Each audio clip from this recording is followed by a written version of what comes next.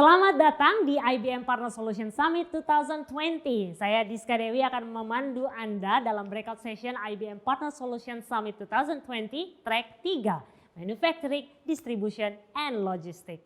Untuk sesi pertama di dalam track 3 kali ini akan ada pembahasan mengenai SAP HANA on Power yang akan dipersembahkan oleh PT Global Infotech Solution.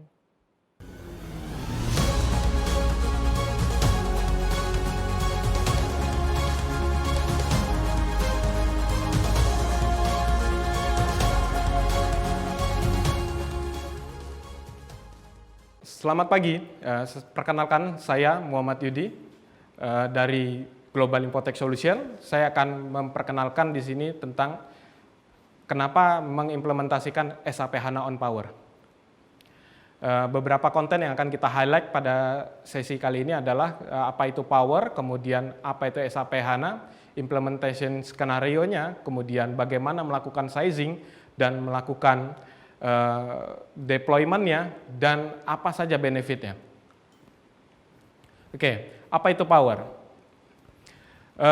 Seperti yang kita ketahui, arsitektur infrastruktur itu ada dua tipe, yaitu ada yang berbasiskan x86 dan berbasiskan Power.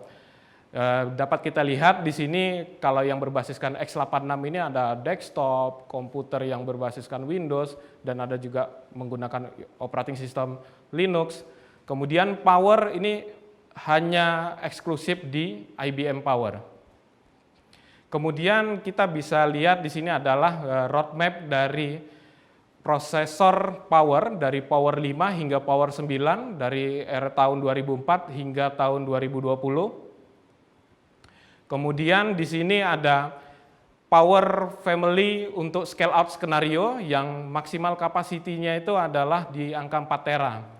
Dan minimumnya itu dapat disesuaikan dengan kebutuhan. Kemudian di sini adalah produk enterprise-nya, yaitu ada produk yang E950 dengan kapasiti maksimal sekitar 16 tera, dan kapasiti maksimal untuk E980 adalah 64 tera. Dan apa itu SAP HANA? Kalau kita lihat dari roadmap-nya, SAP itu didirikan tahun 1972 hingga tahun 2015, dan di era tahun 2015 ini sudah diperkenalkan produk yang namanya S/4HANA. Dan database yang digunakan untuk SAP aplikasi yang klasik itu menggunakan database Oracle, kemudian ada SQL Server, untuk DB2 bisa juga digunakan. Dan metode deployment-nya di sini ada dua metode deployment, yaitu dapat menggunakan appliance dan juga dapat menggunakan TDI. Dan apa saja yang produk-produk yang menggunakan appliance? Di sini ada produk-produk yang berbasiskan Intel, sedangkan yang berbasiskan TDI itu Power dan juga Intel. Dan operating system yang digunakan di sini hanya dua operating system, yaitu ada Red Hat, SUSE, kemudian storage-nya dapat menggunakan storage yang enterprise. Kemudian bagaimana cara mengecek sertifikasi hardware-nya? Itu dapat mengakses SAP HANA Directory. Di sana terdapat hardware-hardware apa saja yang sudah disertifikasi oleh SAP, dari semua brand ada di sana. Dan yang paling eksklusif di sini adalah di paling pojok kanan atas, di situ ada SAP HANA on Power, dan di situ pada saat kita klik, disitulah isinya tentang SAP HANA on Power. Oke. Mungkin Bapak Ibu sekalian ada yang bertanya sebenarnya apa sih beda SAP HANA dengan S/4HANA? Oke, SAP HANA itu adalah database platformnya, sedangkan S/4HANA itu adalah aplikasi finance ataupun aplikasi ERP yang berbasiskan financial system. Oke, bagaimana cara mengimplementasikannya? Untuk mengimplementasikannya, untuk customer baru yang akan mengimplementasikan SAP itu dapat menggunakan greenfield scenario, kemudian yang customer existing dapat menggunakan migration dari database lain, kemudian migrasi dari x86 akan dimigrasikan ke Power, ataupun melakukan upgrade dari produk SAP klasik ke SAP S/4, BW4HANA, dan C/4HANA. Kemudian bagaimana cara memigrasikannya? Untuk database Little Endian ataupun Big Endian, untuk database third party database platform dapat menggunakan SAP Heterogeneous System Copy. Kemudian untuk aplikasi SAP HANA yang sudah big endian dapat menggunakan SAP HANA Migration Tools. Kemudian untuk yang SAP HANA Little Endian dari produk X86 mau di migrate ke Power itu dapat menggunakan backup restore ataupun kita upgrade terlebih dahulu nanti dapat dilakukan dengan menggunakan SAP HANA System Replication. Kemudian bagaimana cara melakukan sizingnya? Untuk melakukan sizingnya, di sini ada dua metode. Metode untuk customer existing dapat menggunakan deductive method, kemudian yang untuk customer baru dapat menggunakan inductive method. Kalau deductive method tadi itu kita menjalankan satu report nanti yang akan menjalankan ataupun mengkalkulasi apa saja dan berapa besar data yang dibutuhkan pada saat dilakukan proses migrasi, seperti report berikut ini.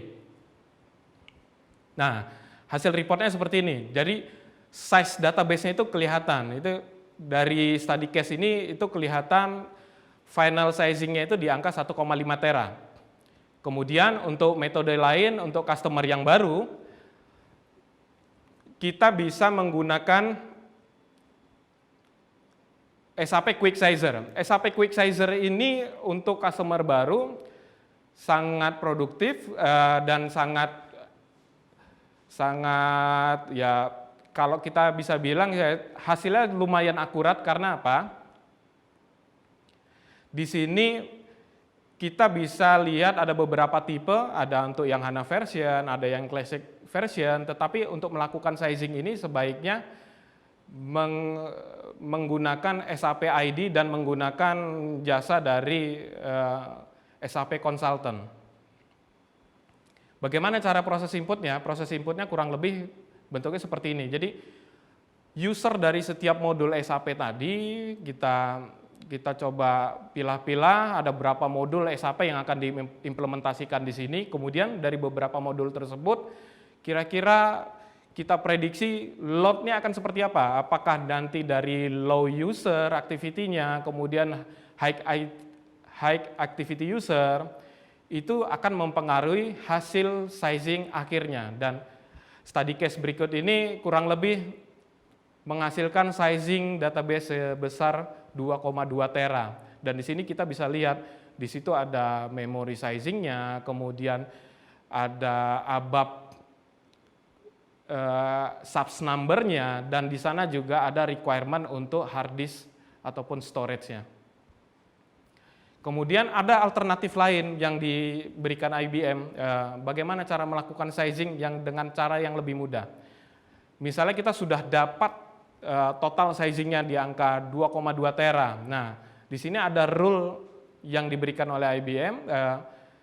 Untuk OLTP ini adalah aplikasi S4HANA, kita dapat menggunakan 240 GB per core, sedangkan untuk aplikasi BW4HANA ataupun OLAP, kita dapat menggunakan 128 GB per core. Kemudian bagaimana cara mendeploy-nya? Nah, untuk mendeploy-nya, ini salah satu contoh study case untuk implementasi single data center. Di sini kita bisa lihat, di sini ada dedicated donating. Jadi dedicated donating ini kita memberikan dedicated processor untuk beberapa environment ini, ada HANA Dev, HANA QA, dan HANA Production. Sedangkan untuk yang sharing di sini ada beberapa aplikasi yang ini adalah skenario yang paling umum pada saat mengimplementasikan SAP. Kemudian ada juga yang lebih kompleks. Misalnya customer yang perbankan ataupun customer yang mentoleransi sangat kecil sekali untuk downtime, maka solusi yang diberikan di sana ada HA. Kemudian setelah skenario HA di sana juga dilengkapi dengan DRC jika terjadi disaster pada data center. Dalam study case ini data centernya ada di Jakarta, kemudian DRC-nya ada di Denpasar. Why SAP HANA on Power System?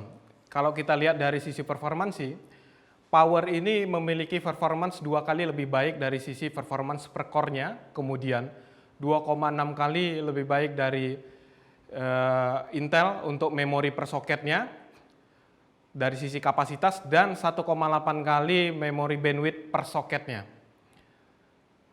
Dan dari sisi subs number per core, kalau kita lihat di sini adalah IBM Power 9 itu di angka 6.500, sedangkan Intel sebagai kompetitornya di range angka sekitar dari 2.000-an hingga 3.000-an, ya tidak lebih dari 3.300. Oke, sebagai study case ini ada beberapa benchmark yang telah dilakukan oleh IBM team.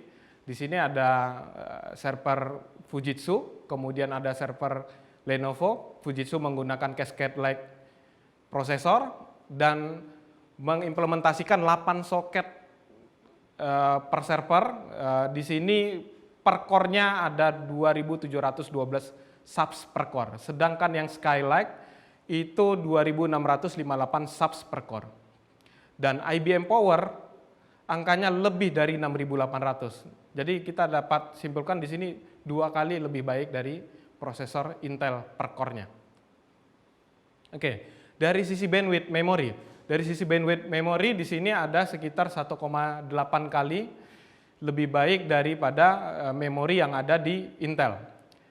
Dan dapat dilakukan scale up hingga 32 tera untuk yang E880C, kemudian 64 tera untuk yang H980.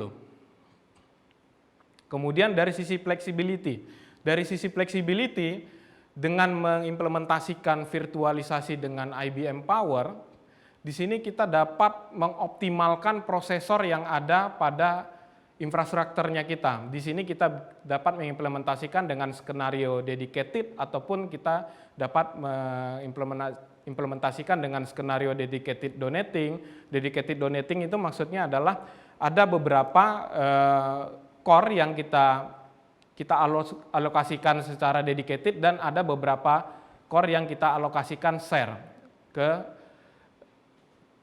environment ataupun biasanya kita buat satu pool tersendiri untuk dedicated share tersebut. Kemudian dari share LPAR di sini full sharing dari sisi prosesornya. Oke, jika kita bandingkan dengan produknya Intel, produk Intel ini ada limitasinya. Limitasinya apa? Kalau menggunakan virtualisasi VMware sebagai salah satu contoh case, di sini kita coba kupas tentang VMware. VMware ini ada limitasinya jika untuk HANA Production Scenario harus menggunakan prosesor minimal setengah soket. Jadi kalau misalnya satu soketnya itu memorinya 1 tera, berarti kita gunakan setengah soket CPU core-nya, kemudian setengah soket juga kapasitas memorinya. Jadi 512 yang akan kita implementasikan di SAP HANA Production-nya. Kemudian jika kita ingin skala yang lebih besar, kita bisa buat di 1 soket, di 2 soket, dan seterusnya. Yang berbeda dengan produk Power di sini adalah di sini untuk sisi prosesor memang kalau dari sisi Intel ini core-nya jauh lebih banyak, tetapi untuk menggunakan VMware ini ada penaltinya sekitar 10%. Kita bisa lihat di sini. Penaltinya itu apa? Berupa kalau kita bandingkan dengan skenario bare metal, ada downgrade performance sekitar 10% yang digunakan resource-nya untuk virtualisasi tersebut. Dan sedangkan Power VM tidak ada overhead 10% yang tadi. Dan ini referensi ini kita dapat gunakan reference SAP Note dan kita bisa buka di sapsupport.com. Di sini ada tertera nomor subs node-nya adalah 2393917 versi di Agustus 2020. Kemudian dari sisi resiliency, berdasarkan ITIC, IBM Power Linux ini menempati posisi kedua server yang paling sedikit downtime, unplanned downtime. Dan dia hanya kalah nomor satunya dengan IBM Z. Jadi sesama environment-nya IBM.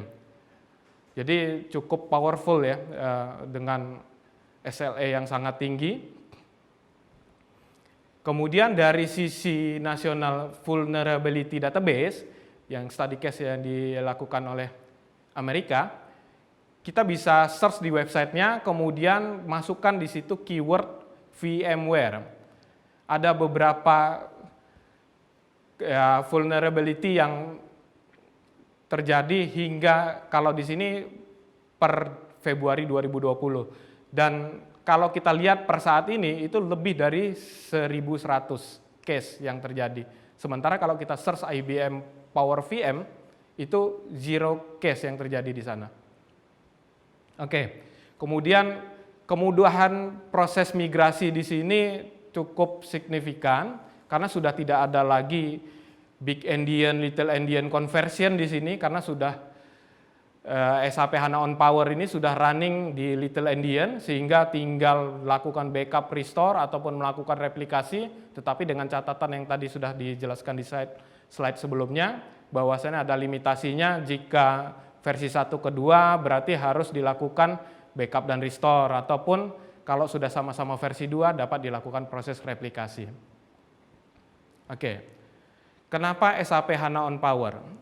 Dari sisi cost kompetitif. Nah, dari sisi cost ini kalau kita lihat karena menggunakan skenario TDI, TDI ini sudah pasti dengan kapasitas yang lebih besar hingga 64 tera. Di sini higher density. Higher density berarti kita dapat menggunakan ataupun mengoptimalkan kapasitas yang lebih besar, sementara hanya membutuhkan footprint yang lebih kecil. Dan biaya yang dibutuhkan untuk biaya OPEX-nya jauh lebih kecil dan lebih mudah untuk di-manage. Kemudian di sini yang paling penting dari sisi bisnis apa?